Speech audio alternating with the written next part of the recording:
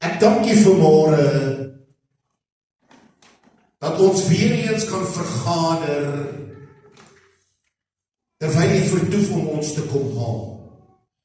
Om hierdie besondere, lewensveranderende, kosmetiese verandering wat die wêreld aanskou, maar wat vir baie dwaas is. Die woord leer ons dat die kruisiging vir die wat verlore gaan is dwaasheid. Maar vir ons wat gered word, is dit die krag van God. And therefore I pray, Father God, that you will come and just express your grace in this place this morning. That we will experience your presence and we will observe the holiness of God that has visited us this morning on this special day. Crucifixion Day was most probably the worst day that mankind could have ever experienced. But it was necessary for our salvation. 3 crosses stood on a hill, and each one declares a testimony to something. 3 kruise staan op 'n berg,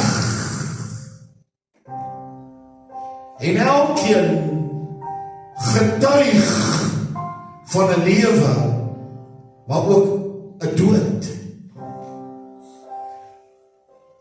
Dankie Here dat ons vanmôre die vermoë het, deur die inspraak van die Heilige Gees, en U dit goedgunstig bedink het, sodat hierdie gebeurtenis in die woord opgeteken kon word. Amen. Dat ons vanmôre die voorreg het om dit te kan lees en in 'n mate kan aanskou en beleef dit wat U vir ons gedoen het. Om ons nog nader aan U te kan bring. Daarom wil ek bid, Here, seën ons in hierdie oggenduur. Seën elke toe en let every brethren hear this word, that it will penetrate our minds, our souls, and our hearts, and bring a transformation and an understanding of what truly took place. Amen. We will never experience what really happened that day, but just to have a glimpse in our minds of what we can perceive took place. Bless us this morning in Jesus' name. Make our minds fruitful and our hearts fruit-bearing, so that our lives can be brought into line with God's purpose. In Jesus' name, amen. Broer en suster, ek wil hê u moet, ek gaan probeer dit uitbeeld en demonstreer tot die beste van my vermoë om u 'n insaag en dalk net 'n oogwink te kan gee van dit wat plaasgevind het. Dis onmoontlik. Our imagination, each one has a different mindset and we see things differently. We perceive it differently, but ek gaan werklik probeer om 'n eenheid in denke te vorm. Ek gaan met u praat oor 3 kruise se verhale. Daar was 3 kruise op 'n berg. Ek praat van na die tyd. Daar was nie 3 voor die tyd, daar was net 3 na die tyd. Maar daar was 'n voorbereidingsproses wat plaasgevind het. En hierdie 3 kruise word verteenwoordig deur 3 persone wat 3 aspekte in die wêreld verteenwoordig. Amen. En dit getuig van 3 dinge. Die eerste is rebellie, berou, is dit daar, Nico? Ja. En redding. Die 3 kruise verteenwoordig rebellion, sorrow en salvation. En ek gaan werklik hierdie merkwaardige verhaal, seker die wonderlikste verhaal, maar ook die gruisamste verhaal wat ooit kan vertel word. En ek wil net terugvat oor die 2000 jaar na Jerusalem. Hier het die hele proses plaasgevind. Jesus het ingekom op Palm Sondag op die donkie, en die verlede week gehoor dat elke donkie het 'n kruis op sy rug en al hierdie goed. Jy dit nou verlede week gehoor. So ek gaan nie weer by dit stil staan nie. En hulle het 'n koning verwag om hulle te kom vrymaak. En bokant sy kruis was geskryf: hier is die koning van die Jode. Amen. So he was acknowledged as king. However, there was a process, and he was judged 3 times. Hulle benoem maar die Pontius Pilatus, hy stuur hom na Herodes sê, en hy stuur hom weer terug. 3 keer staan hy voor die hof, onskuldig, en hulle soek skuld, en al wat hulle skuld op hom kon vind, was, hy het 'n verklaring gemaak. And the reason Jesus was crucified is he made the statement, I and the Father are one. Amen. Ek en die Vader is een.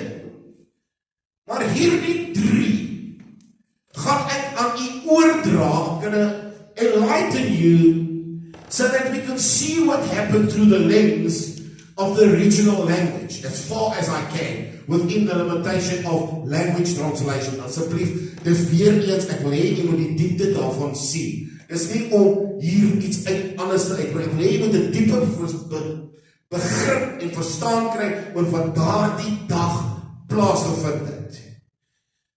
En ek wil nie te veel tyd in bestek neem om sekere goeders uit te lê nie, hierdie gewone verhaal. Maar daar was voorbereiding getref, omdat daar 'n dag bepaal was wanneer daar gekruisig gaan word. En jy moet weet dat kruise was in 'n gat geplant. Maar 2 kruise het reeds op die berg gestaan. Hulle was daar. Maar vergeet of dit daar was of nie, daar is dit word bespiegel en word gedebatteer, dat die rowers het ook hulle eie kruise gedra. Wat moontlik is, ek kan dit nie ontken nie, die Bybel sê nie so nie. Maar die voorbereiding om die kruis te plant was gemaak. Hulle het nie die oggend besluit, ons gaan nou gaan 3 oortjies kruise, en ons gaan nou 3 gate grou nie. Dit was vooraf daar gewees. So van die begin af was daar voorsiening gemaak vir 3 kruise. Van die begin af. Jy gaan sien vanmôre. Dis mooi hierdie goed. Ek weet jy sê, hoe kan jy nou sê so griesame ding is mooi? You will see. Die eerste kruis. En ek sê, dis die kruis van rebellie. En jy gaan sien hoekom ek vanmôre die woord rebellie gebruik. Hier hang 'n misdadiger, 'n rower. En die Bybel sê vir my in Lukas 23 vers 39, en een van die kwaaddoeners wat opgehang is, het hom gesmaak en gesê, as u die Christus is, verlos u self en ons. Is hy by?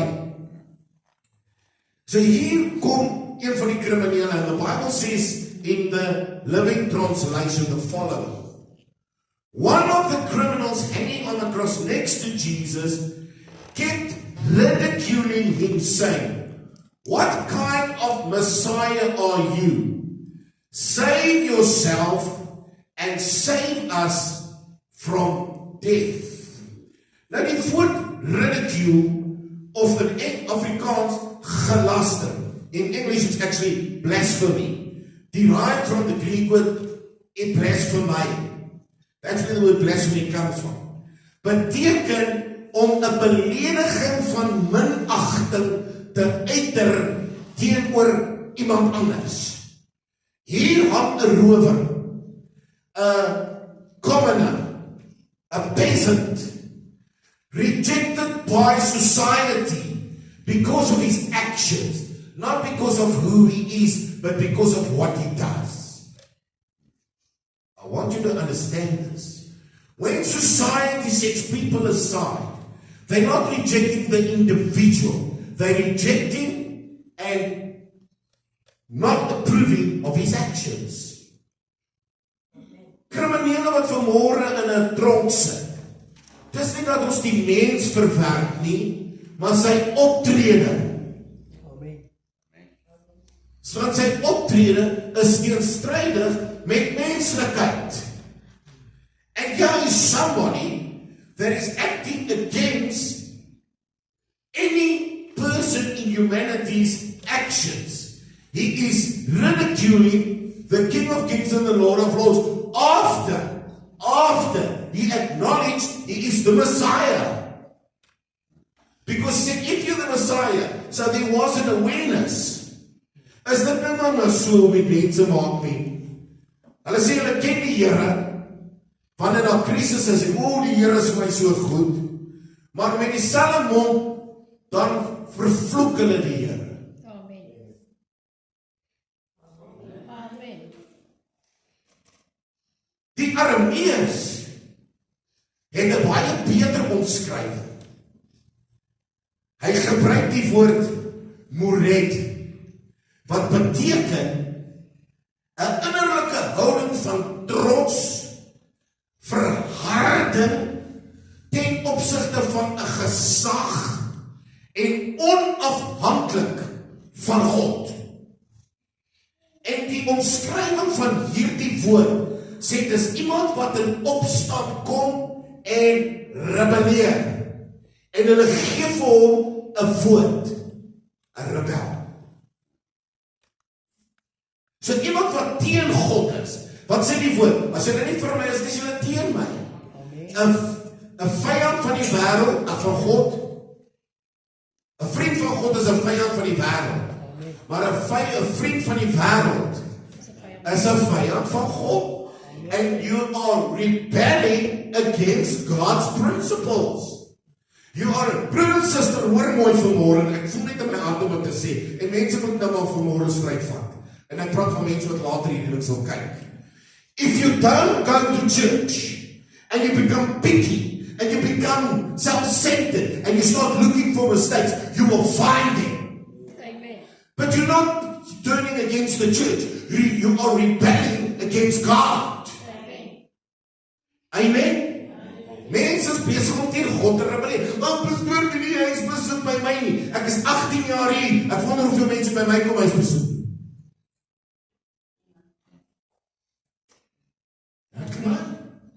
Come on.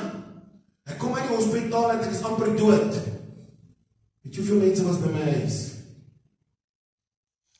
Kom ons los dit daar. Maar ek wil my nie. Almal het hulle dinge om te doen.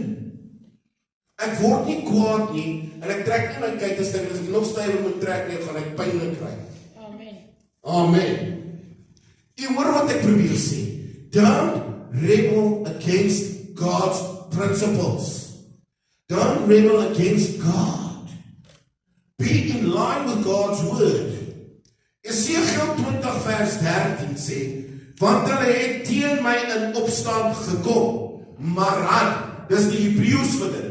Hulle het gerebelleer. But those in the house of Israel rebelled against me in the wilderness. They walked not in my statutes. Daar staan dit duidelik. Die eerste kruis, die eerste misdadiger, hy verwerp die Messias. Hier is iets anders. Broer en sister, did you know if you mock God's salvation plan, you are a rebel? Because you're rebelling against God's salvation perfect plan. That's God's purpose from the beginning of creation. En mense wat vir jy sê, ag man, as jy nou dink jy gaan gered word deur Jesus Christus, is jy 'n gek en 'n dwaas. Maar dis wat mense sê, maar die op nasionale televisie en die vrou het miljoene volgelinge. If you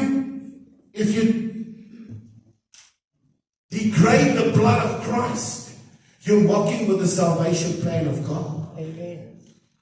If you're mocking the breed, want hy sê ons maak nie onderskeid nie, want dit is op 'n onwaardige wyse. Amen. 'n Onwaardige wyse beteken, onthou net, hier is appetizer, ek weet dit. Maar wanneer dit hier kom, verteenwoordig dit die bloed en die liggaam van Christus.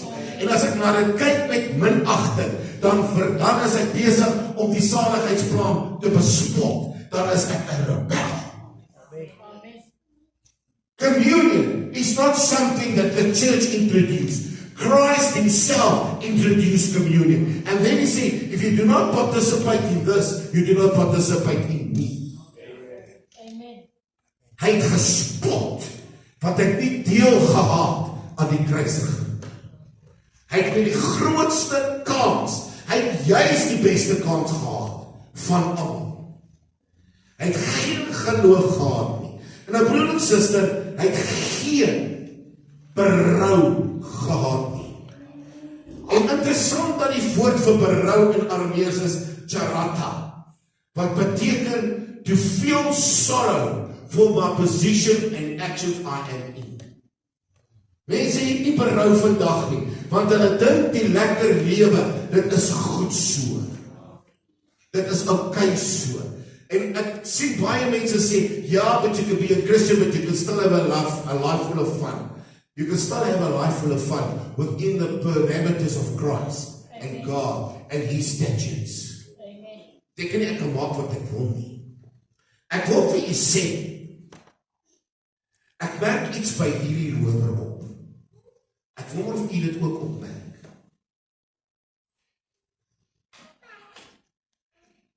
Uit die agtergrond van taalgebruik in die Bybelse tyd het toon 'n groot rol gespeel. The tongue setting. En selfs vandag, your tongue plays a big role in what you say. In understanding what I'm saying. As ek van my vrou moet sê, I love you. Gaan sê vir my man arma ros kan hoor. Want it's not arma hart, wat ek wil sê. Jou skatie. Ek het jou so lief. Die toon verander die waarde en die betekenis van die woord. En hier sien ek, dis nou waarneming uit my oogpunt uit. I'm trying to dramatize something that took place there.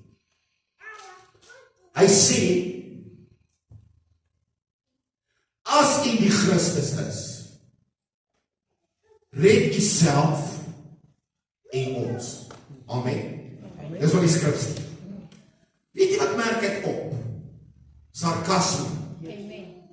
Hy is sarkasties. Jy sê dan jy so ryk. Jy ken soveel mense. Ag, jy sê dan jy het al hierdie. Wel, kom ons kyk hoeveel het jy. Dis eintlik wat hy sê.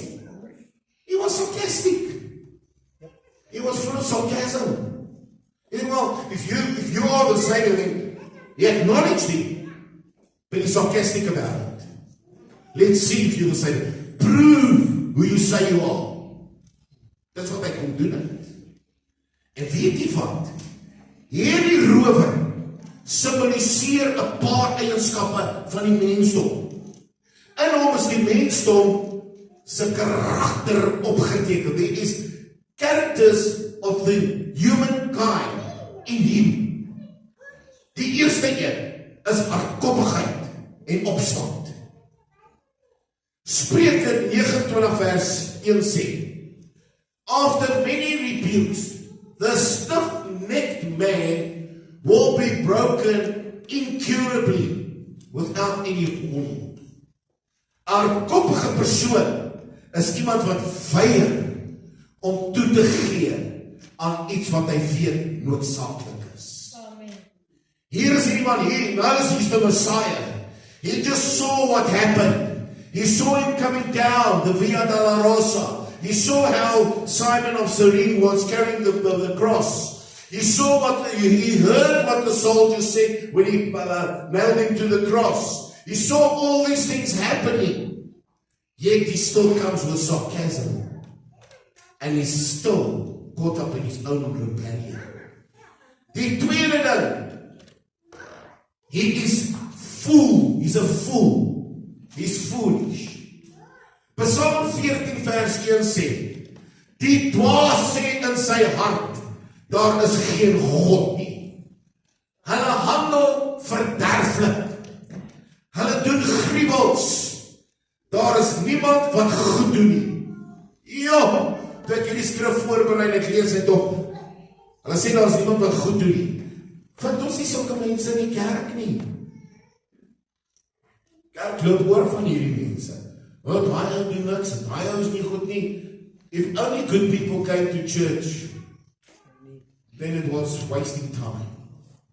Iemand het eendag voorbij geleentheid, Martie, to say these people who are addicted to something should be. So we must bear the consequence of his actions is the smell. Let's bear the smell. And I'm using it as an example only. En so die jare voorbij gegaan en Johan was getrou en dan van my af en dan kom my kerk en eendag toe sê vir my pastoor, I'm going to fill your church with people. That was his words. I'm going to fill your church with people. En ek het hom baie gaan kuier. Baie. Dan bel hulle my, dan lê hy in die bosse, gaan kry ek hom. Dan hou kom vas in sy toestand. Dan gaan het weer goed met hom. Dan verwerk mense hom. En dan val hy terug. People, your words cut deep. And sometimes, and I'm not excusing what he did. What I'm saying is, we don't know how deep it cuts. En elke keer as hy net recht kom, dan sê iemand goed soos, jy noem jouself 'n Christen, maar kyk wat doen jy. Jy mustn't say things. I'm general, ek sê nie iets sê dit, dis nie wat ek sê. Want het sny diep en het maak seer. En ongelukkig, doet hierdie ookie selfmoord gepleeg. But I want to tell you, that was the biggest funeral I've ever done in this church. Amen. It was full. There wasn't a place to sit. It was full in front. We had to push people in. Those seats can take 6. We pushed 8 people on a seat. That was propvol. Weet jy, die Here gee vir my 'n boodskap vir sy begrafenis. In his death, he achieved his goal. Amen. Don't judge him. You say he's lost. Because he achieved in his death more than he would ever achieved in his life. En ek wil vanmorgen sê, ons moet so maklik kritiseer ons mense wat hierdie pad stap. Maar ons ken julle tyd nie. Ons ken julle ellende nie. En ek sit in hierdie week, Nico, en ek het 4 mense in hierdie kerk begrawe, wat ek persoonlik ken, wat selfmoord gepleeg, omdat ek vir hulle net te veel was. En ek het gesê, Here, waar is die kerk? This is not church sitting on a Sunday. That's not church. Taking to the cross of salvation to the world, that's the church. Amen. But we must get those people here. So my mense hier kry. En broer en suster, om iemand net in WhatsApp te stuur en sê, I want to see you at church is not good enough. So moet hulle aanry. Hierdie misdadiger het 'n onberouvolle hart gehad. Hierdie beskrywing is 'n tipiese voorbereiding, 'n beskrywing van hardkoppigheid. Romans 2 verse 5. Since you are stubborn and you don't want to change the way you think and act, you are adding to the anger that God will have against you on that day when God vents His anger. And that time God will reveal that His decisions are fair. As daar ooit 'n skrif in die Bybel was wat die erns van die saak verduidelik het, is dit daai. Die tweede kruis. Die kruis van berou. Ek weet nie of ek nou opskryf vir daai op die slide nie. Is dit daar? Ek kan nou nie sien. Maar die ander een antwoord en bestraf hom en sê, vrees jy ook nie God nie, terwyl jy in dieselfde oordeel is? As ons tog regverdiglik, want ons ontvang die verdiende loon vir ons dade, maar hy het niks verkeerds gedoen nie. En hy sê vir Jesus, dink aan my Here, wanneer u in u koninkryk kom. Jesus antwoord hom, voorwaar ek sê vir jou, vandag sal jy saam met my in die paradys wees. Here we can clearly see from the second declaration and acknowledgement of the robber that the first knew exactly who Jesus was. Amen.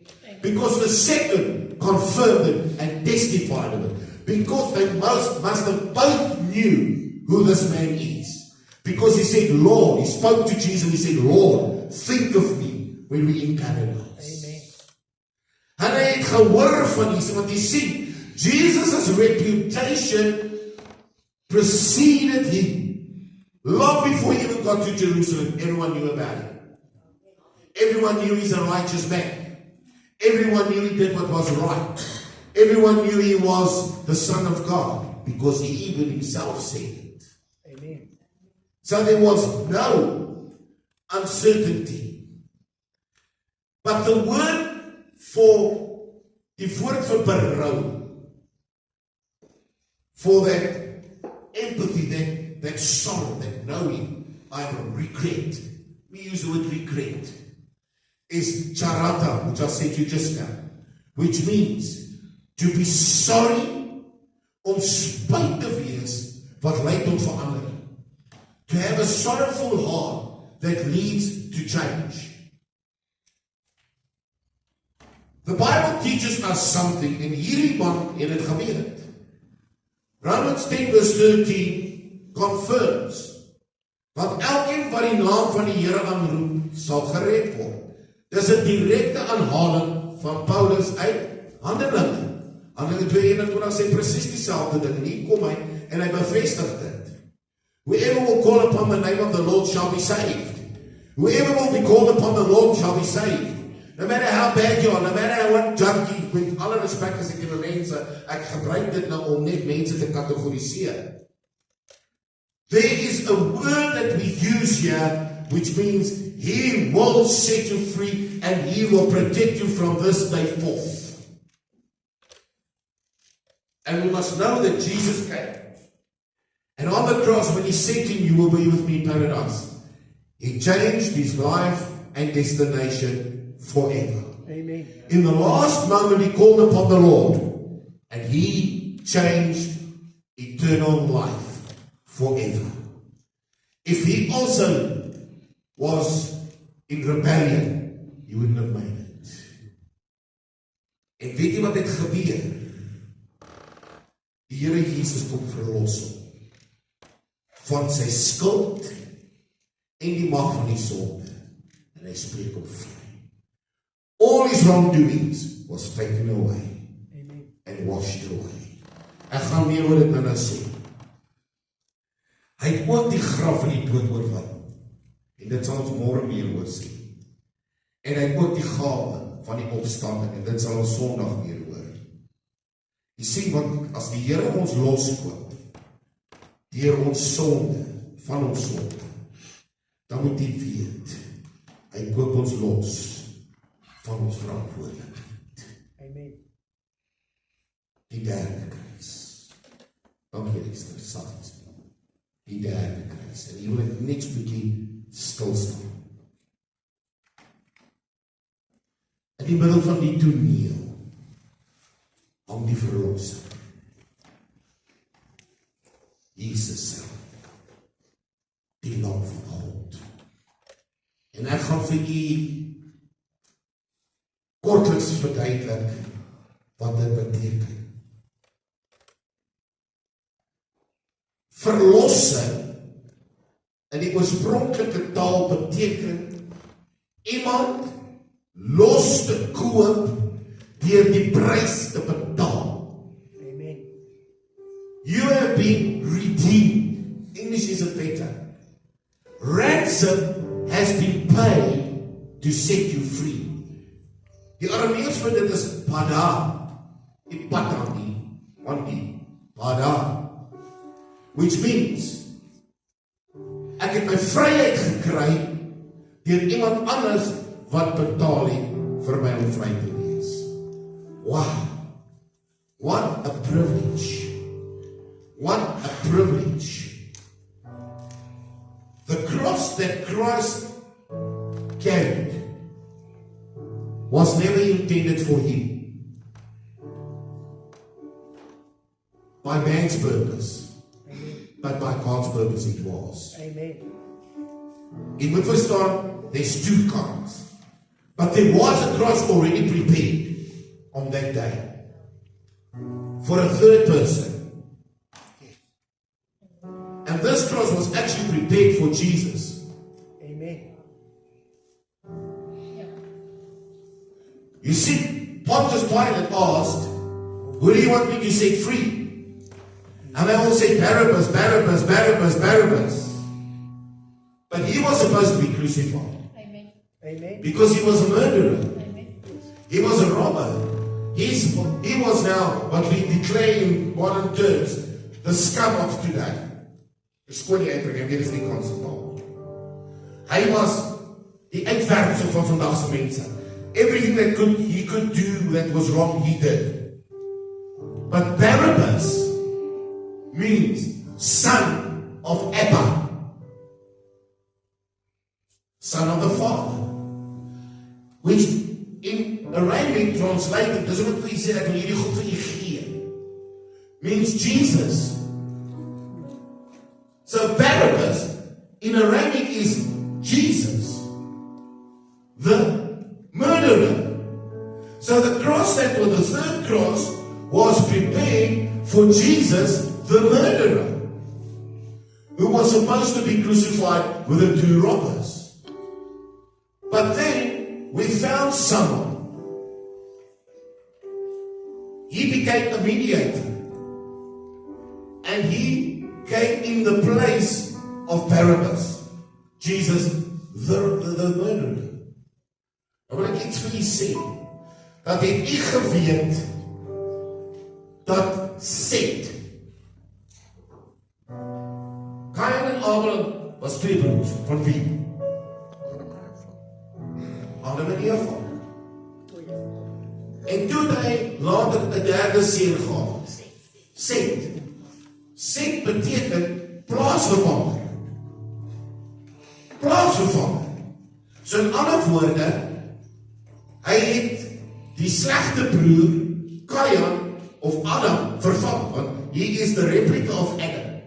Hy wil sê, hy is presies die beeld van Adam. En Set het reg geleef met God. Sien, Adam het gefouteer, maar Set het reg geleef met God, in plaas van God. Dit was beeldspraak, en dit was profeties verwysend na Jesus, die plaasvervanger. You see, because Jesus, the criminal, was lost in his ways. But Jesus, the son of Joseph and Mary, was a righteous man without sin.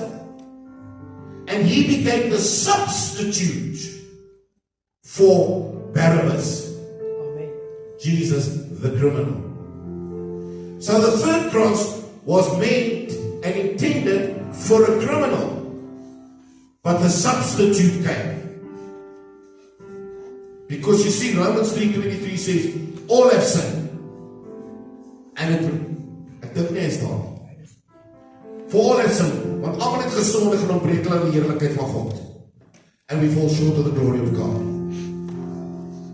So in this substitution, Christ, I'm going to use the word just for this purpose, Christ carried the cross because he was still Christ there. Until he was on the cross, he became Jesus. Became the substitute, and he carried the cross of a sinful man.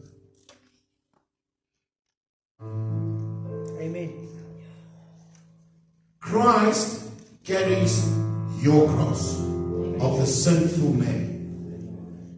You must carry the cross of Christ, the cross of Christ, the righteous man. Hy sê, want om waardig te wees om die kruis op te neem, moet ons al ons goed agterlaat en opvolg. Amen. Is jy met my? You see, Jesus did not just die. He perfected the salvation plan.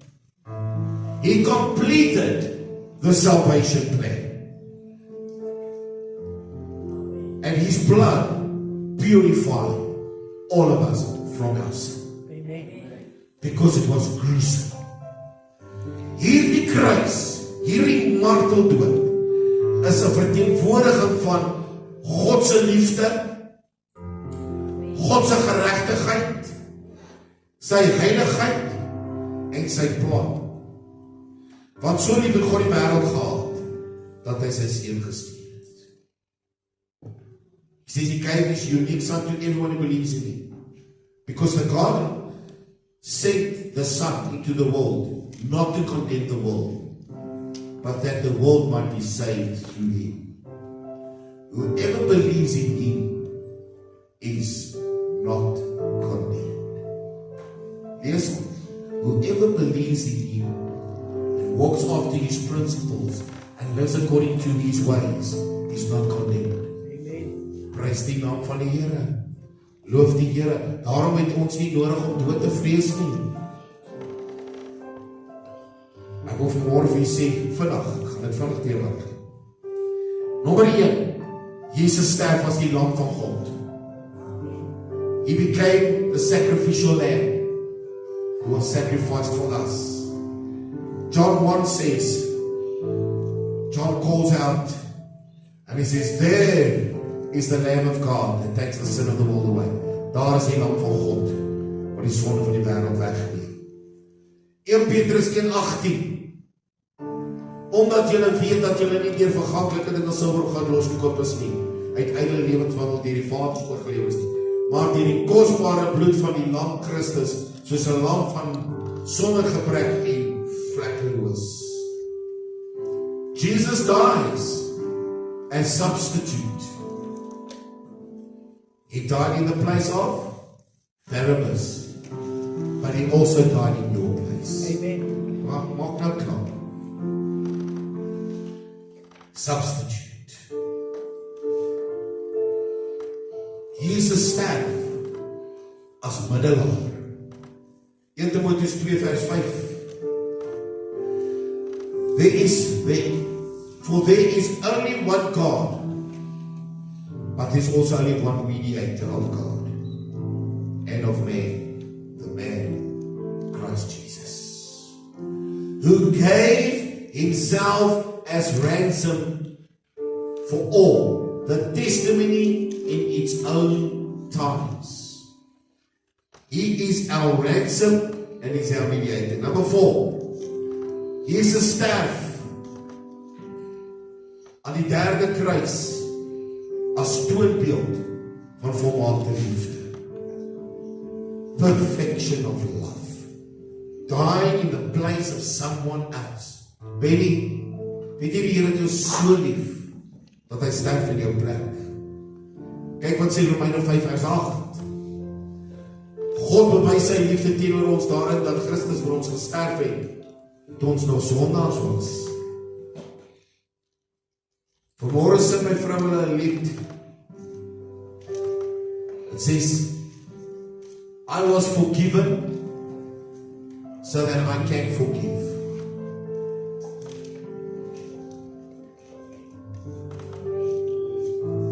Take note. I was forgiven so that I can forgive. You see, because we don't deserve forgiveness. You see, we want to forgive someone who deserves it. But you can't forgiveness undeserving.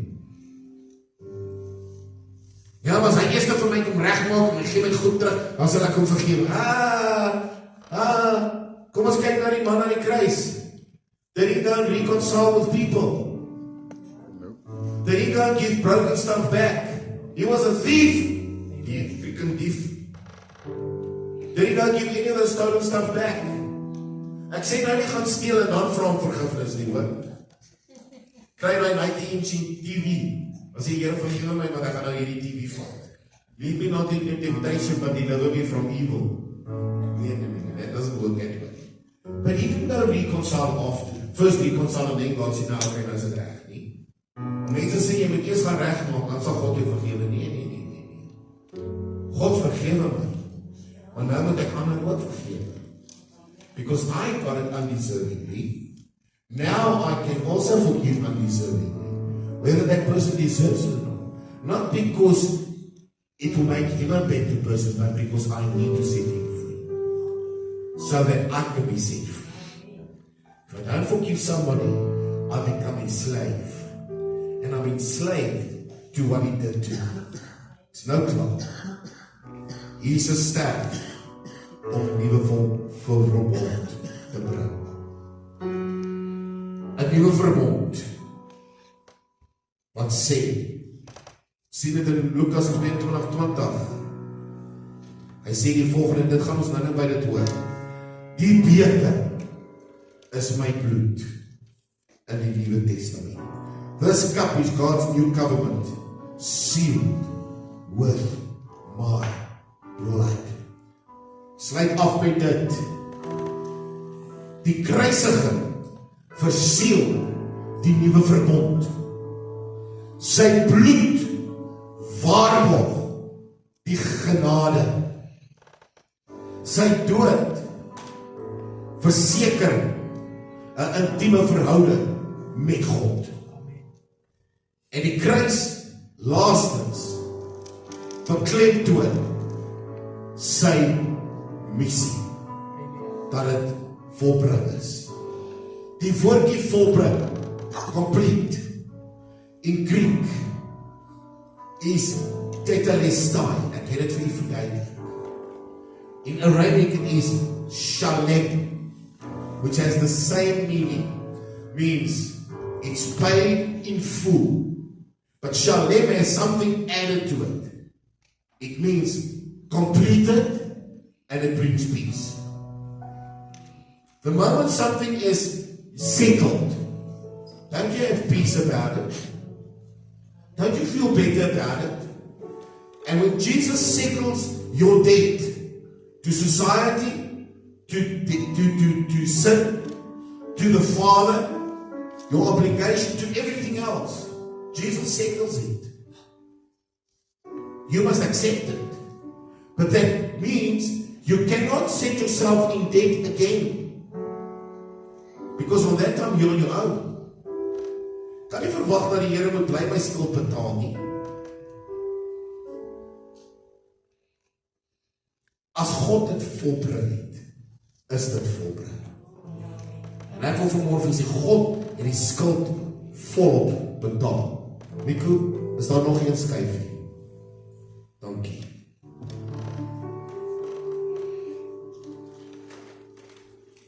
Ek wil jy moet net vir die volgende minuut of 2 vir my stil sit. En net rustig wees, asseblief.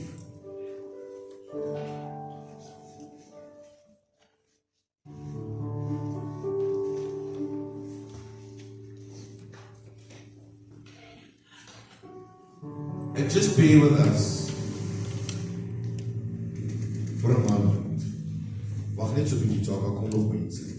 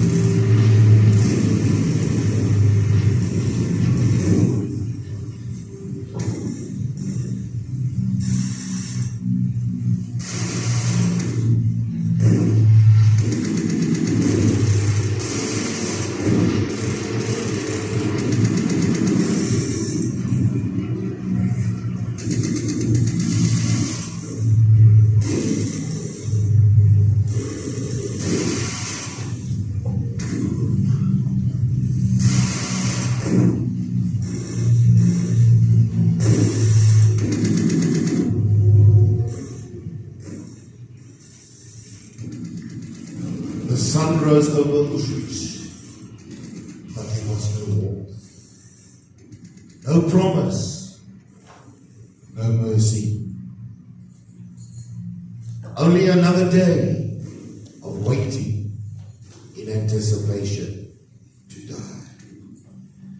The man had escaped the night, a flicker of defiance, but the price, 10 lives. They lined them up randomly, heartless. The air was thick with silence, and there was dread in the hearts of these standing there.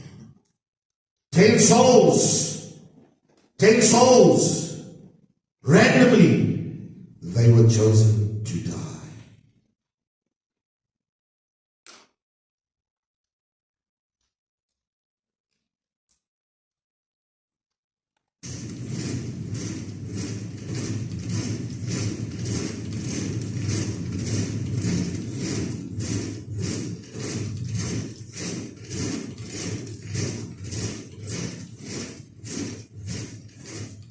The German soldier called out the names.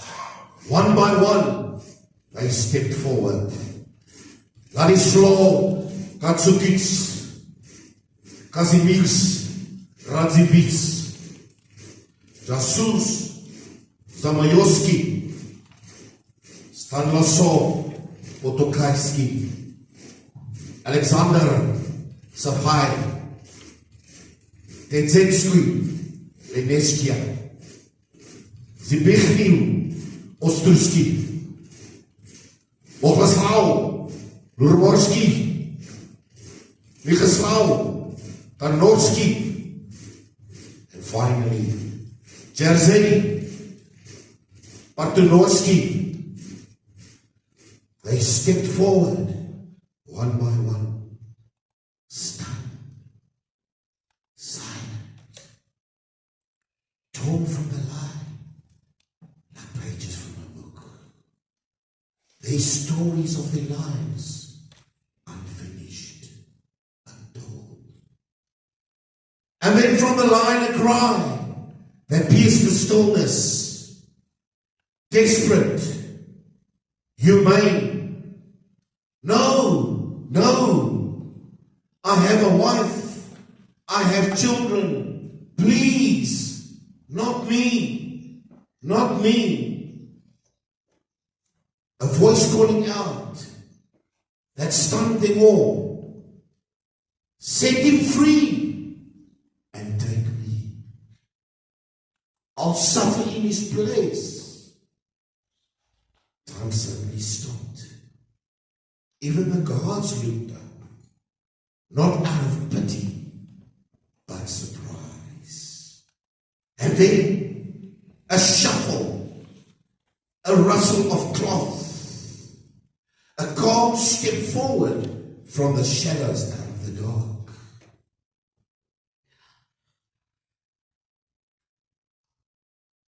I am a pastor. Let me take his place. He has a family. I do not.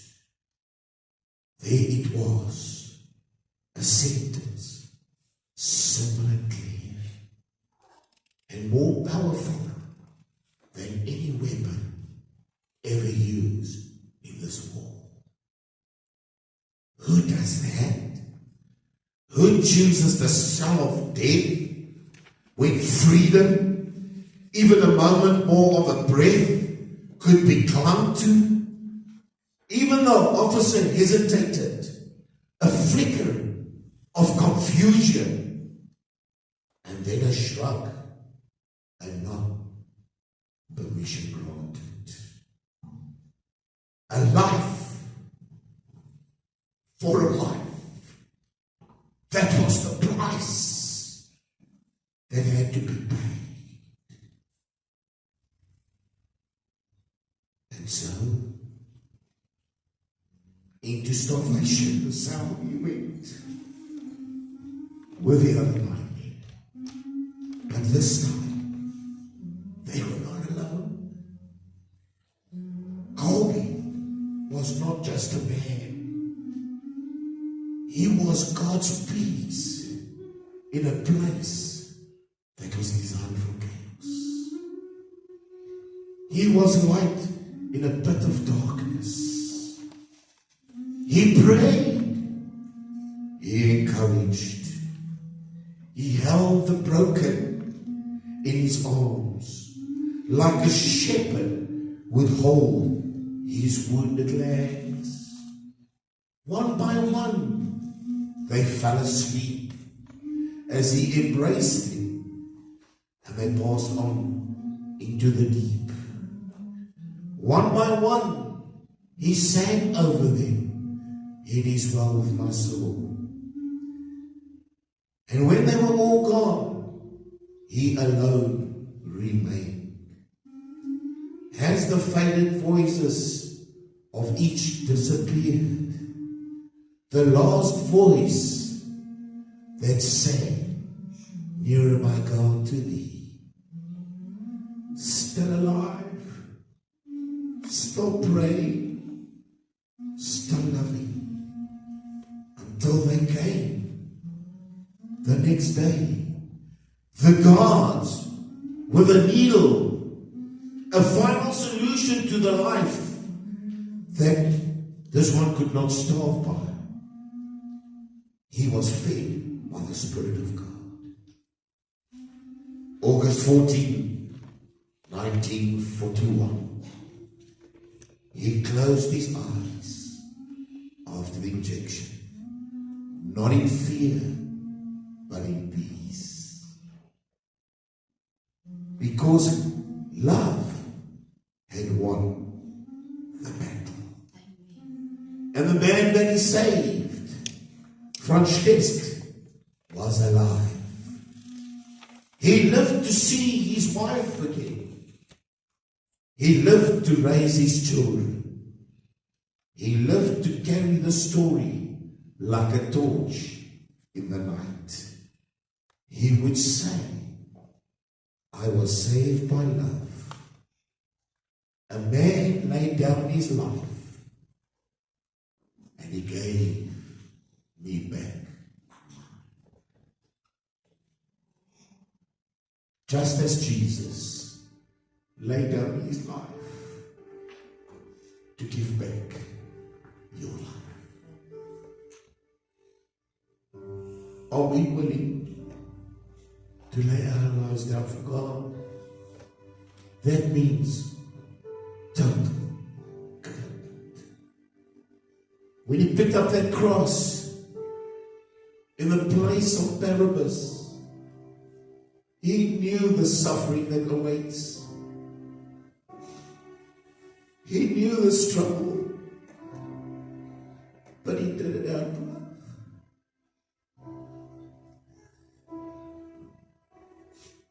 And I want to say thank you, Lord, that you paid the price And you carried my cross.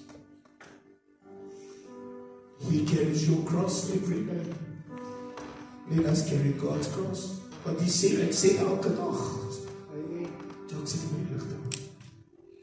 Wat hy sê, hy tree vir ons in. My Vader. Wanneer ons 'n foutjie maak. En ek moet weer my kruis opneem, dan sê hy nee. Ek het die kruis gedra. I carried the cross. Once and for all.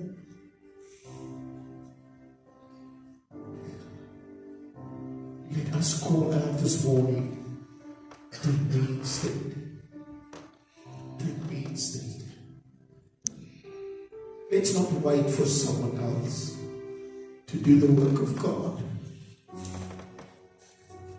Let us be God's instruments in the dark world. Ek staan vanmôre in die ingangsportaal en ek sê, Here, let's not give up.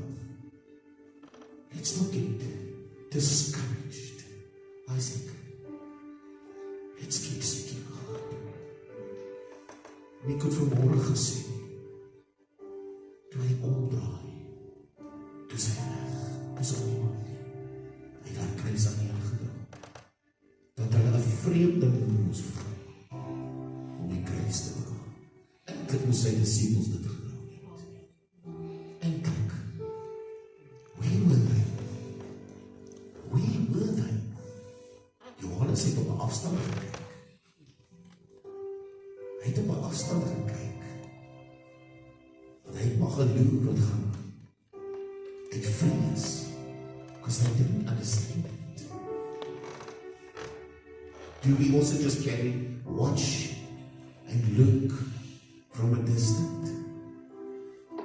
Or are we going to say, Lord, I will be silent or surrender, and I will carry the cross for you?